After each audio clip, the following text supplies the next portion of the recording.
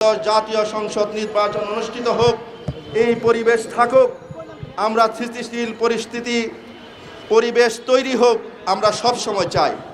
এজন্য নাসিরউদ্দিন পাটোয়ারীকে স্পষ্ট ভাষা বলে দিতে চাই, সরাসরি বাবুনগরী রহমাতুল্লাহ আলার বিপক্ষে যে কথা বলেছ, কটূক্তিমূলক কথা বলেছ, বেয়াদবিমূলক কথা বলেছ, তার জন্য তোমাকে মাপ চাইতে হবে।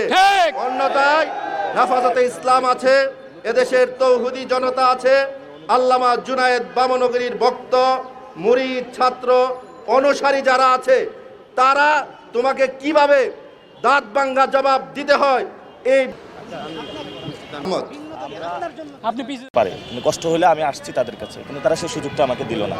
এটা পলিটিক্যাল বায়াসনেস মনে হচ্ছে। এটা যারা মনে কষ্ট পাইছেন, হুজুর আপনারা মনে কষ্ট পাইছেন, এটার জন্য আমি আন্তরিকভাবে দুঃখিত। যেখানে হলো জেলে খাবার দাবার বিষয়গুলো এসেছিল, তো সেখানে আমার প্রথমে যে বক্তব্যটা আমি স্পষ্ট করতে চাই, বাংলাদেশে আলেম সমাজের মধ্যে অনেক জায়গায় সুন্নি একদিকে চলে, কওমিরা একদিকে চলে এবং আলিয়া একদিকে চলে। আমি আলিয়া মাদ্রাসাও পড়াশোনা করেছি, সুন্নি মাদ্রাসাও পড়াশোনা করেছি, তরিকার মাদ্রাসাও পড়াশোনা করেছি। আমার কাছে যেটা ক্লিয়ার আন্ডারস্ট্যান্ডিং, আমরা যে তরিকার হই না কেন, সবাই একসাথে খাবো, সবাই একসাথে ফ্যামিলিতে চলাফেরা করব, বাংলাদেশে আমরা সবাই সৌহার্দ্যপূর্ণ অবস্থানে চলবো, এটাই ছিল আমাদের বাংলাদেশ। কিন্তু এই জায়গাটা বাংলাদেশে টেবো প্রোগ্রাম করেছে, আমি সেখানেও এসেছি যে আমার যদি ভুল হয়ে থাকে, আপনারা কষ্ট পেয়ে থাকেন, তাহলে আমি দুঃখ প্রকাশ করবো।